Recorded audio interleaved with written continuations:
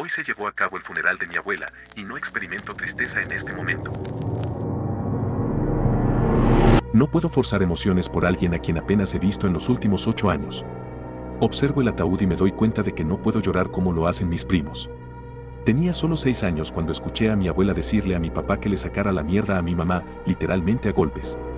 A los 8, fui testigo de cómo le decía a mi padre lo inútil que era como hijo y que jamás debió haberlo tenido, entre muchas otras cosas, todo porque se negó a expulsar a mi hermano de la casa cuando él salió del armario.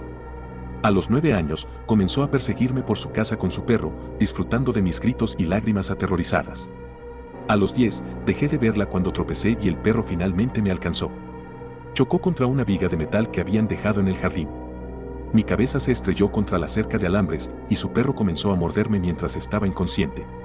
En este momento, no puedo recordar mucho más, solo que estaba cubierta de sangre sin poder moverme, escuchar o respirar. Desperté en el hospital varios días después, con todo mi cuerpo adolorido.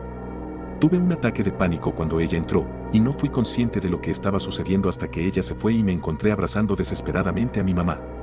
Seguí teniendo ataques de pánico cada vez que la veía, me ponía nerviosa cuando una persona mayor o un perro se acercaba. Llegó un punto en el que no podía salir de mi casa sin sentir miedo. Siempre viví con la idea de que la familia nunca debe lastimarse y que deben protegerse y quererse incondicionalmente, culpa de Disney. Entonces, si mi propia familia podía infligirme tanto daño, ¿qué garantizaba que los demás no lo harían?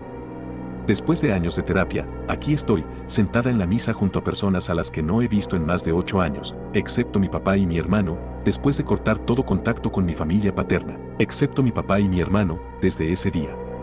Escucho murmullos a mis espaldas por solo estar unas horas en el velorio de mi abuela y por no llorar como todos los demás en esta iglesia. Incluso mi hermano está llorando. Cuando mi abuela volvió a caer enferma por el cáncer, él se ofreció a cuidarla y fue la única persona que estuvo a su lado mientras estaba internada. Yo fui a verla unos días antes de su fallecimiento. Estaba tan débil y delgada que parecía poco más que un saco de piel y huesos. Me pidió perdón con una voz débil por todo lo que me había hecho, cosas que ni siquiera puedo recordar claramente. Pero no sentí nada en ese momento, ni tristeza ni felicidad.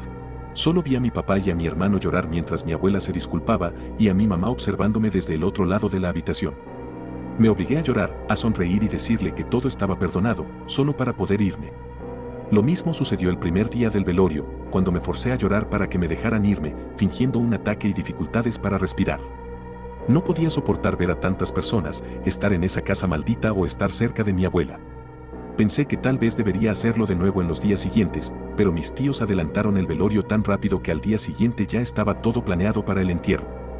Sinceramente, no siento ni felicidad, ni tristeza, ni miedo, ni ira ni ninguna otra emoción en este momento.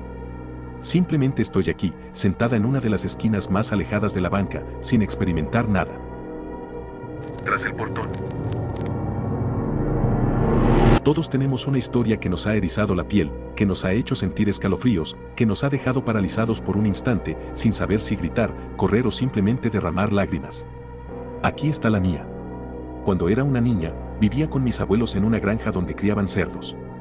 Me encantaba pasear por los corrales y subirme a los cerdos, mientras mis abuelos intentaban alcanzarme para hacerme bajar. Mi abuelo siempre se preocupaba, advirtiéndome sobre lo peligrosos que podían ser los cerdos si se enojaban y me mordían. Pero cuando eres niño, el peligro a veces no es lo primero en tu mente. Esa noche era una noche común en la granja. Mi abuelo estaba alimentando a los cerdos y esperando el nacimiento de una camada, una ocasión en la que solíamos quedarnos a dormir detrás de la vieja camioneta de mi abuelo.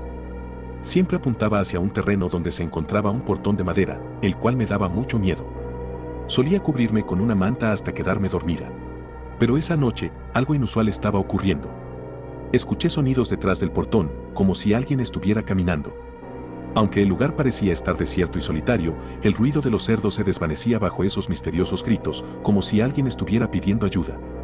Mi abuelo no escuchaba nada de esto y pensaba que solo era mi imaginación. Fue entonces cuando empecé a ver manos que parecían atravesar el portón, llamándome. El miedo me invadió esa noche, lloré y le rogué a mi abuelo que nos fuéramos de allí. Él no entendía por qué me estaba pasando esto y me insistió en que todo era fruto de mi imaginación. Después de esa noche, decidí no volver a ese lugar, jamás. Han pasado 50 años desde entonces, y nunca he regresado a ese sitio. Personas que hayan tenido experiencia con acosadores o ladrones. La historia que voy a relatar no me pertenece, es de mi hermana, pero es bastante breve y la contaré tal como ella me la ha descrito. Tengo una puerta con cristales que permite ver toda la casa si te asomas. Sin embargo, ese no es el punto central de mi historia. Lo que quiero compartir es que una noche vi a un hombre merodeando afuera, mientras observaba a mis 2 hijas que estaban viendo la televisión en la sala de estar. Yo me encontraba en mi habitación, pero pude notar que este hombre nos estaba vigilando. Inmediatamente, les pedí a mis hijas que se retiraran al baño por precaución. Un tiempo después, decidí enfrentar al hombre y salí al exterior. En ese momento, me di cuenta de que otras personas también habían salido de sus hogares, aparentemente porque habían visto al hombre que nos estaba espiando. Cuando llegué afuera, el hombre ya se había retirado y se encontraba en una esquina de la calle, cerca de una tienda cercana.